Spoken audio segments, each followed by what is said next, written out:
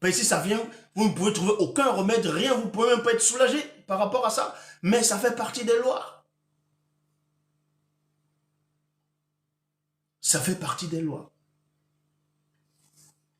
Donc, Doubissé dit ici, dans Doubissé chapitre 1, verset 201, il me montrait que tous les multivers et la terre des hommes sont faits et remplis d'eau sous différents aspects et densités.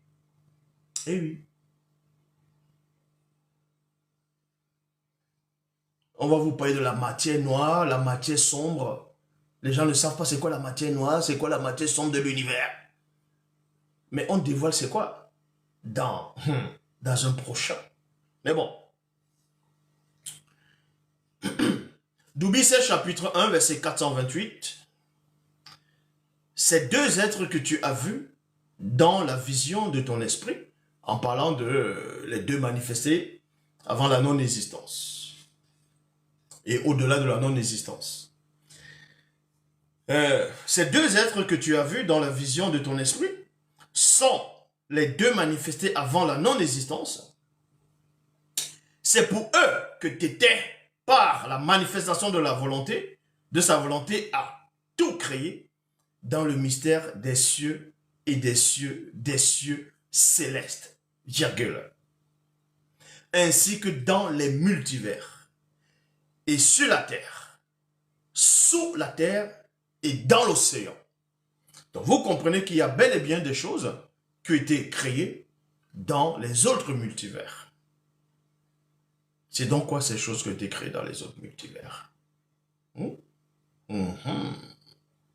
C'est là où les scientifiques vont se lancer dans les théories. Ils vont essayer d'imaginer des choses, imaginer, mais dans leur imaginaire ou imagination, ils seront toujours bourrés. Dans Thémosia, Job 38, verset 32, il est dit, « Connais-tu toutes les lois des multivers ?» Point d'interrogation.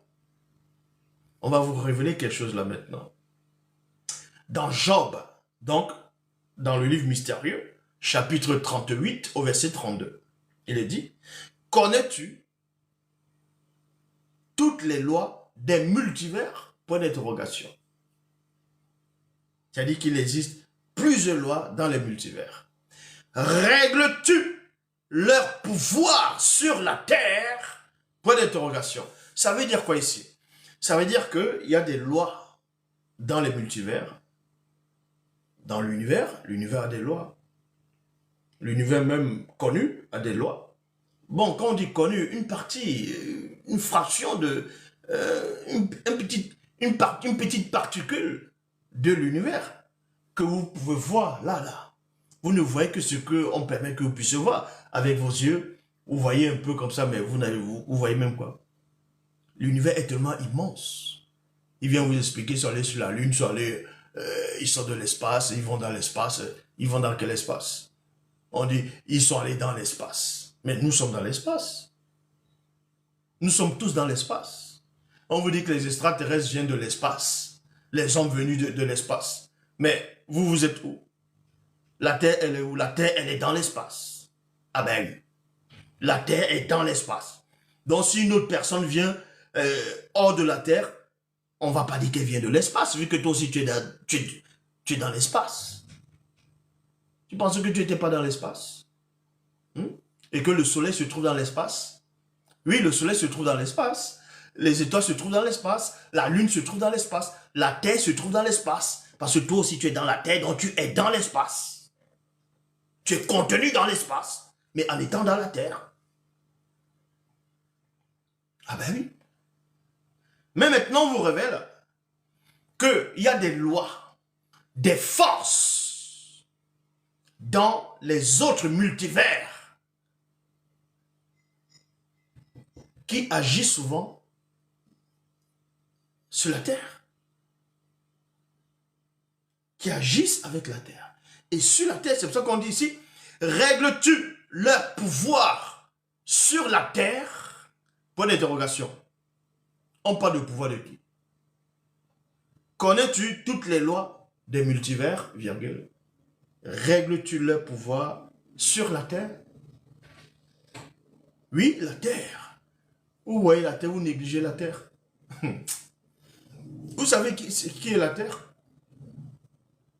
C'est pour ça que même dans la mythologie grecque, ils disaient que la terre c'est une femme. Bon, une déesse, Gaïa. Gaïa la terre.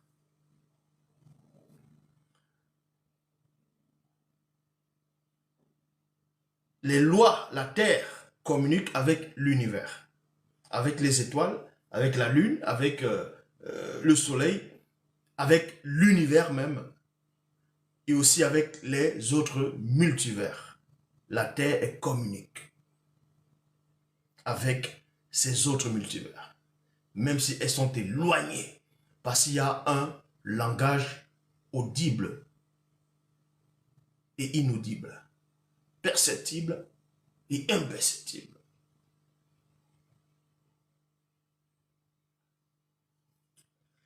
On va aller dans la phase 3. La phase 3, les entités furent créées avant les multivers. Et oui. Parce que dans un livre d'Enoch, un faux livre d'Enoch comme ça, un livre d'Enoch apocryphe, ça n'a même pas de sens. Dans ce livre-là, d'un des livres d'Enoch apocryphe, donc douteux, Enoch il va au ciel, il va rencontrer le Seigneur des esprits. Donc, Yahvé, peu importe comment vous avez nommé, Jéhovah, Dieu, l'Éternel. Il va le rencontrer là-bas, en fonction des versions, il va voir Dieu en face, dans d'autres versions, il ne voit pas Dieu. Mais Enoch est quand même monté au ciel, il a vu Dieu, il est redescendu, après il est remonté au ciel. Et c'est pour ça qu'ils sont venus inventer, mentir dans Jean... bon, quand vous lisez dans... Oui, dans Jean 3,13. Où il dit, personne n'est monté au ciel, si ce n'est celui qui est descendu du ciel, le Fils de l'homme qui est dans le ciel. Dans les versions d'Enoch, Enoch, on l'appelle Fils de l'homme. Enoch est monté au ciel, il est descendu du ciel, et il est dans le ciel en tant que Fils de l'homme.